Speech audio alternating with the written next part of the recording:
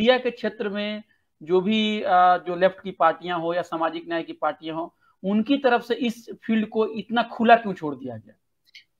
देखिए, सामाजिक न्याय की पार्टियों के साथ दिक्कत ये है कि वो अभी तक समझ ही नहीं पाए हैं कि सत्ता के अलावा भी कोई चीजें होती हैं। उनको संस्कृति नहीं समझ में आती है, उनको अल्टरनेट इंस्टीट्यूशन समझ में नहीं आती है, इंस्टीट्यूशन बना रहे बचा रहे इसके बारे में नहीं समझ आती है। अब आप अंदाजा लगाइए कि पिछले 30 वर्षों से सामाजिक न्याय की सरकार है बिहार में। यूपी में इस राजनाथ सिंह के कुछ कार्यकाल को छोड़ दीजिए और कल्याण सिंह के 3 साल को छोड़ दीजिए और गुप्ता के तो कमोबेश मतलब लगभग 15-20 साल तो सामाजिक न्याय की ही सरकार रही। एक अल्टरनेट इंस्टीट्यूशन नहीं बना इन लोगों ने नहीं बनाया। तो जब एक थिंक टैंक नहीं होगा आपके पास, एक रिसर्च इंस्टीट्यूट नहीं होगा आपके पास स्कूल नहीं रहेगा, आपके पास कॉलेजेस नहीं होंगे, आपके पास हॉस्पिटल नहीं होंगे, तो आप कहां तक सत्ता में आ भी जाएं, ब्यूरोक्रेट्स नहीं होगा जो प्रो पीपुल हो और जो आपके कहने पर बात कर ले, मतलब कानून सम्मत बात कर ले, वहां पर आप कैसे इंस्टीट्यूशन चलाएंगे? अल्टरनेट आपके पास कुछ है ही नहीं। सेम इंस्टीट्यूशन में आप लेके चलते हैं और उस इंस्टीट्यूशन में भी आप उनको लगता है कि आप मुख्यमंत्री बना दीजिए तो सारी चीजें रिजॉल्व हो जाती है। मुख्यमंत्री बनाने में एक थिंक टैंक होता है, एक आपके पक्ष में एक माहौल बनाया जाता है, मतलब रिसर्च इंस्टीट्यूट होते हैं जहां लोग जाते हैं, समझते हैं समाज में क्या हो रहा। ये सोशल जस्टिस उनका कोई सांस्कृतिक आधार नहीं है, सांस्कृतिक कोई बेस ही नहीं बना इन लोगों का, उन लोगों ने कोई काम ही नहीं किया इस पर। सर, आखिरी सवाल मैं पूछ रहा हूं, इस मुश्किल के दौर में कुछ आपकी कुछ तदबीरें, कुछ आपके सुझाव, कुछ जिसको मीडिया के स्टूडेंट्स या जो भी डेमोक्रेटिक माइंडेड लोग हैं या जो सोशल जस्टिस के जो फोर्सेज हैं वो उस पे अमल करें, कुछ आप कहना चाहेंगे? जी, कंक्लूडिंग रिमार्क। कंट्रीब्यूशन से, सेल्फ कंट्रीब्यूशन से, बहुत ओबीसी लोगों के पास भी बहुत पैसे हैं, दलितों के पास भी कुछ पैसे हैं, माइनॉरिटीज के पास बहुत पैसे हैं। इन लोगों को एक ट्रस्ट बनाकर एक इंस्टीट्यूशन बनाना चाहिए, मीडिया इंस्टीट्यूट बनाना चाहिए, थिंक टैंक बनाना चाहिए और वहां इस तरह के लोगों को ग्रूम करना चाहिए, लोगों को लाना चाहिए जो एक विकल्प की बात कर सके, एक ब्राह्मणिकल ऑर्डर के पैरेलल एक सामाजिक न्याय, सेक्युलरिज्म, मतलब विकल्प पर बात कर सके। दिक्कत यहाँ है कि यहाँ सारी चीजें, सारे इंस्टीट्यूशन ब्राह्मणिकल ऑर्डर में बने हुए हैं, उनको एक अलग तरह के इंस्टीट्यूशन बनाने की जरूरत है। और दलितों में तो कम पैसे हैं, ऐसा भी नहीं कि बिल्कुल नहीं, कम पैसे हैं, लेकिन ओबीसी के पास बहुत पैसा है और माइनॉरिटीज कम्युनिटी के पास बहुत पैसे हैं कुछ लोगों के पास। अगर वो लोग आगे बढ़े तो एक बेहतर इंस्टीट्यूशन मीडिया हाउस बना सकता है, मतलब एक रिसर्च इंस्टीट्यूट बना सकता है, एक थिंक टैंक बना सकता है और वहां से समाज को एक नई दिशा मिल सकती है, एक बेहतर काट हो सकता है इस राइट विंग पॉलिटिक्स का।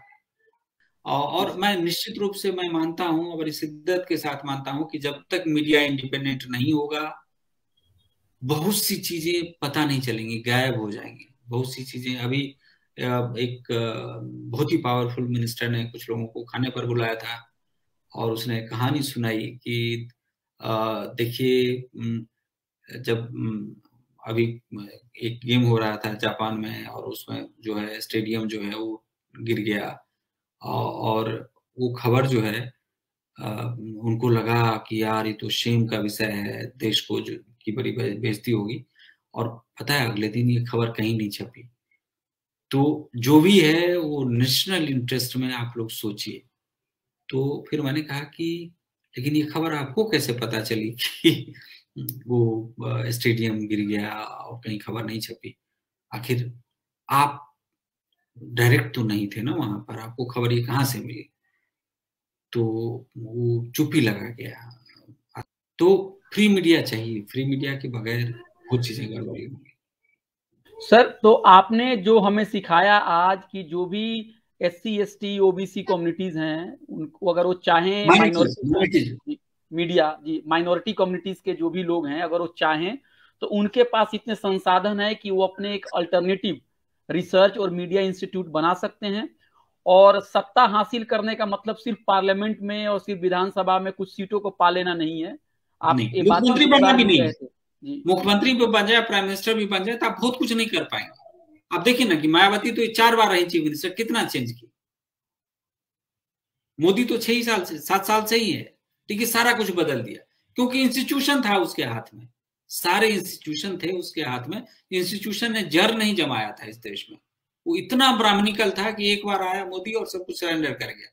सेम चीज वहां पर डोनाल्ड ट्रंप अमेरिका में नहीं कर पाया क्योंकि वहां इंस्टीट्यूशन की अपनी जड़ें थी, यहां जड़ ही नहीं। और एक उदाहरण और मैं दूंगा, डॉक्टर अंबेडकर ने सिद्धार्थ कॉलेज बनाया वहां मुंबई में, 60,000, आप देख लेंगे तो आंखें फटी की फटी रह जाएंगी। 60,000 स्टूडेंट्स हैं वहां,